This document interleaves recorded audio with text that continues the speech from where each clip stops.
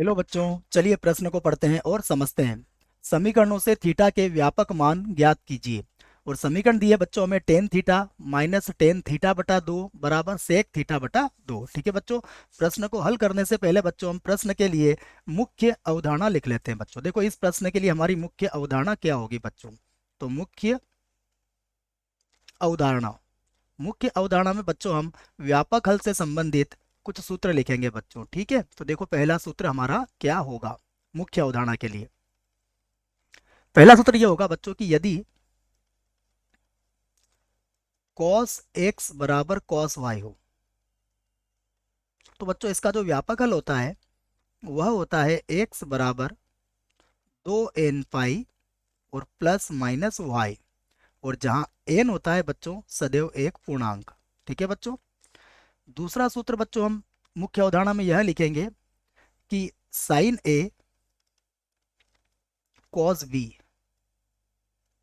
Minus cos A sine B, ये जो होता है बच्चों ये साइन ए माइनस बी के बराबर होता है। ठीक है, साइन ए माइनस बी के बराबर होगा ये। ठीक है बच्चों।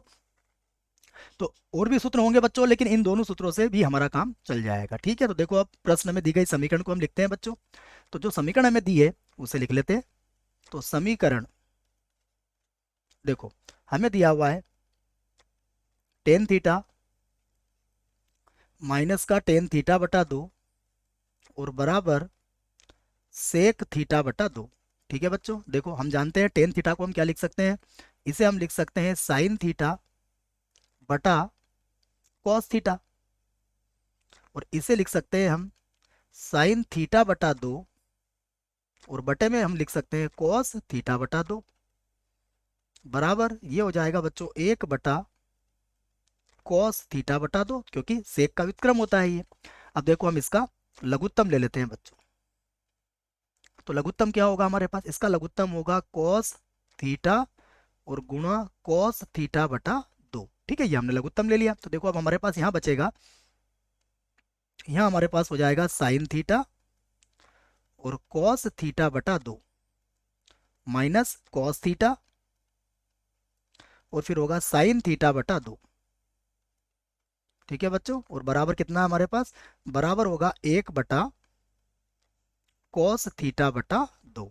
ठीक है बच्चों। अब यहाँ देखो आप, यहाँ पर आप देख सकते हो कि कॉस थीटा बटा दो से कॉस थीटा बटा दो कट जाएगा बच्चों। क्यों कट जाएगा बच्चों, क्योंकि कॉस थीटा बटा दो जो है बच्चों वो कभी भी जीरो के बराबर नहीं हो सकता है। जब ये जीरो के बराबर नहीं होगा तो ये बच्चों कटा जा सकता है। ठीक है, और ऊपर देखो बच्चों सूत्र बन जाएगा हमारा मुख्य अवधारणा में जो हमने सूत्र लिखा है sign A cos B minus cos A sine B बराबर होता है साइन ए माइनस बी। तो देखो इस सूत्र की सहायता से हम इसे क्या लिख लेंगे, हम इसे लिख लेंगे साइन ए और माइनस बी का मान क्या होगा थीटा बटा दो। ठीक है बच्चों, और यहां से देखो ये जो कॉस थीटा है बच्चों इसे हम इधर ले जाएंगे तो ये बन जाएगा कॉस थीटा। ठीक है बच्चों। अब देखो यहाँ से हम थीटा में से थीटा बटा दो घटा सकते हैं, तो हम इस समीकरण को ऐसे भी लिख सकते हैं। देखो बच्चों, तो अब हम लिख सकते हैं इसको कॉस थीटा और बराबर साइन ये बन जाएगा थीटा बटा दो। ठीक है बच्चों।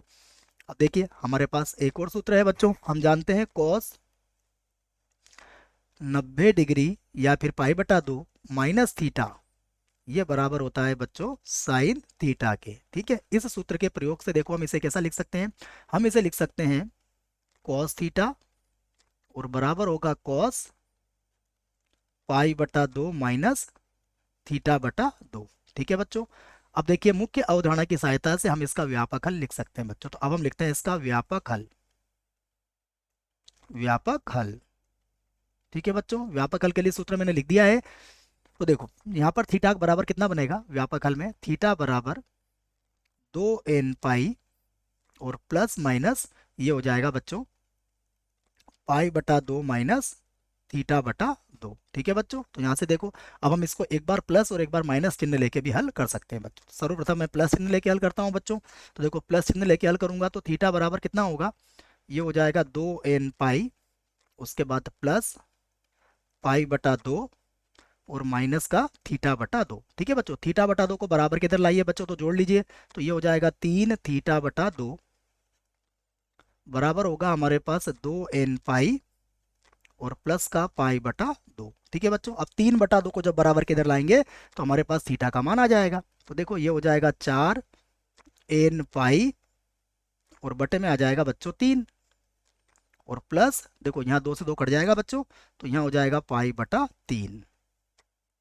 ठीक है, तो यहाँ लिख सकते हो बच्चों आप n बिलोंग्स टू z। तो ये हमारा एक उत्तर आ गया बच्चों। ठीक है, अब हम बच्चों माइनस चिन्ह का प्रयोग करके भी एक और उत्तर लाने का प्रयास करते हैं। देखो, तो अब हम लिखते हैं कि माइनस चिन्ह का प्रयोग करेंगे हम। तो देखो थीटा बराबर क्या बनेगा, थीटा बराबर हमारे पास होगा 2n पाई, उसके बाद माइनस का बन जाएगा बच्चों, देखो ये पाई/2 और माइनस का थीटा/2। ठीक है बच्चों, तो इसके चिन्ह बदल जाएंगे। तो थीटा बराबर होगा 2n पाई माइनस का पाई/2 और प्लस का थीटा/2। ठीक है बच्चों, थीटा/2 को बराबर के इधर लाइए, तो ये हो जाएगा हमारा थीटा/2 और बराबर हो जाएगा 2n पाई और माइनस का पाई/2। ठीक है बच्चों, तो ये हमारे पास थीटा/2 का मान आ गया बच्चों। यहाँ से हम अगर देखें तो ये मान बच्चों हमारे लिए क्या हो जाएगा, अमान्य हो जाएगा बच्चों।